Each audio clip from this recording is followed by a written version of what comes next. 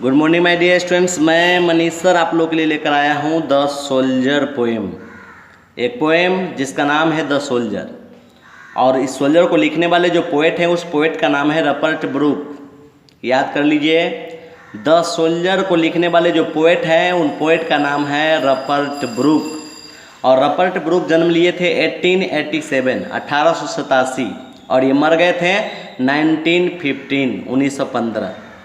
याद कर लीजिए, रपर्ट ब्रूक जन्म कब लिए थे 1887 में, और ये मर कब गए थे 1915 में।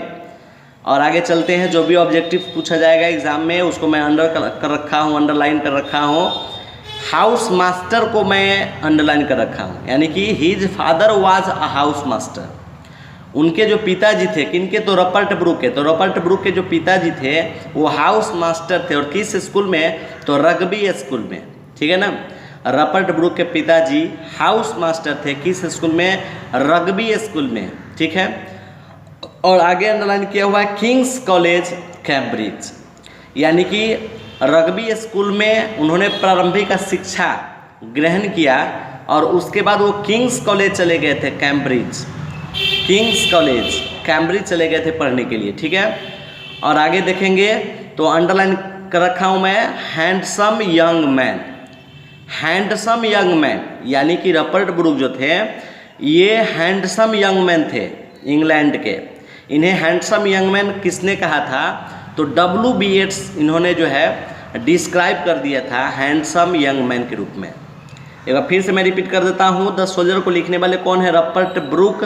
और रपर्ट ब्रूक जन्म लिए थे 1887 में, मर गए थे 1915 में।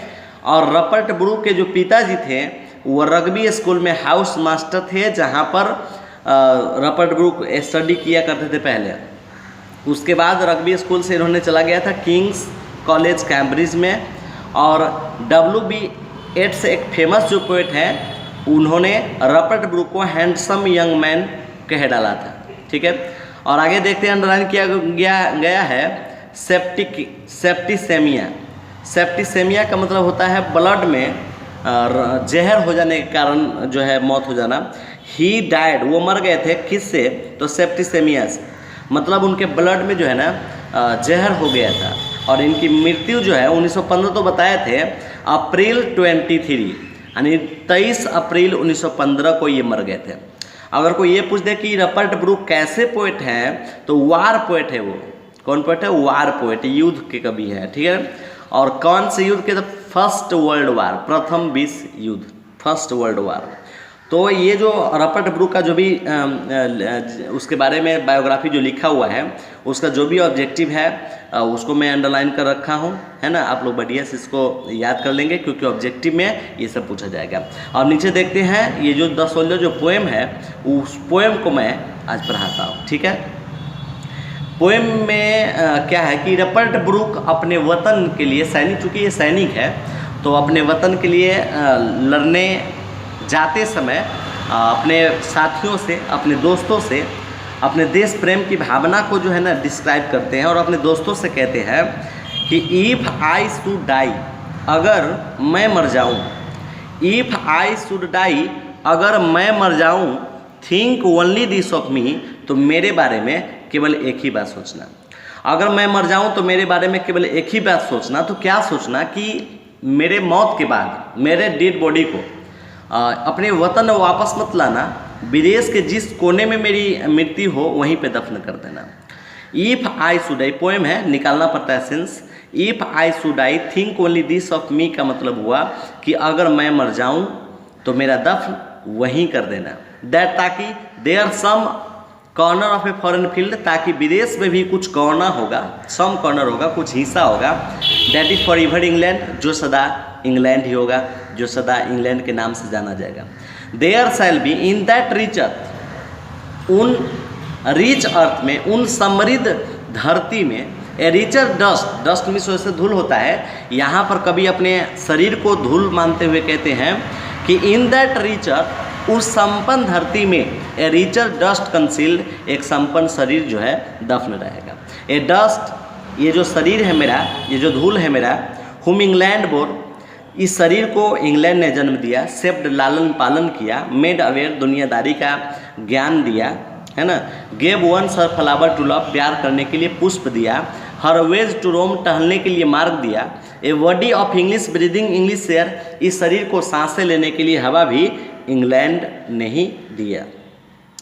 अर्थात इनका मानना है कि सब कुछ मुझे इंग्लैंड ने ही दिया। फिर से मैं रिपीट करता हूँ, रॉबर्ट ब्रूक का कहना है, इफ़ आई शुड डाई, अगर मैं मर जाऊँ, think only this of me, तो मेरे बारे में केवल इतना सोचना कि मेरी मौत जहाँ हो मेरे डेड बॉडी को वहीं दफन कर देना। That there some corner of a foreign field, ताकि उस विदेश की धरती में भी कुछ कोना होगा, कुछ हिस्सा होगा। That is forever England, जो सदा इंग्लैंड के नाम से ही जाना जाएगा। There shall be in that rich earth, ताकि उस संपन्न धरती में ए रिचर डस्ट कंसील्ड, एक संपन्न शरीर जो है दफन रहेगा। A dust to whom England bore, इस शरीर को इंग्लैंड ने ही जन्म दिया है। अपने बॉडी के बारे में कह रहे हैं। शेप्ड, उसे लालन पालन किया है। मेड अवेयर, दुनियादारी का ज्ञान दिया है। Gave once a flower to love, प्यार करने के लिए पुष्प दिया है। हर वेज टू रोम, टहलने के लिए मार्ग दिया है। A body of English breathing English air, इस शरीर को सांसें लेने के लिए हवा भी इंग्लैंड ने ही दिया है।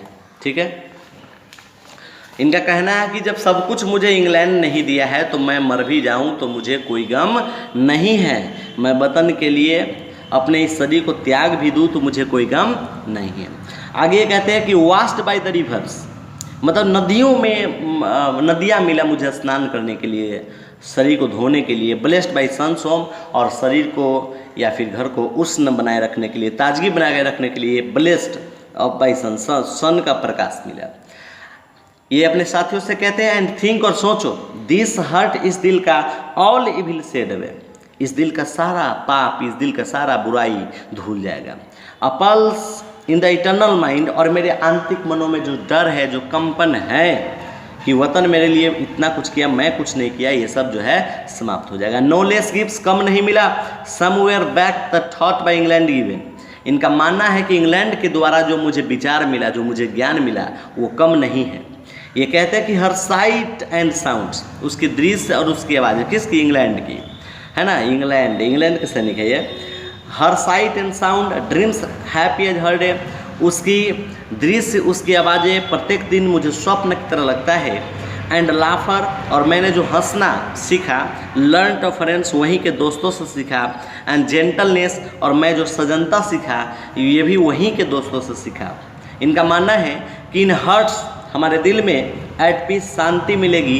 अंडर एन इंग्लिश हेवन, अंग्रेज के इस स्वर्ग में हमारे इस दिल को, हमारे इस आत्मा को शांति मिलेगी मरणोपरांत। इनका मानना है कि मैं अपने वतन के लिए मर जाता हूँ तो मेरे इस आत्मा को, मेरे आत्मा को मरणोपरांत इंग्लैंड के स्वर्ग में शांति मिलेगी।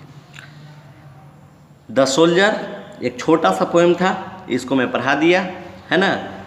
इसको फिर से रिपीट करते रहिए, फिर दूसरा पोएम लेकर आता हूँ। ठीक है, बाय।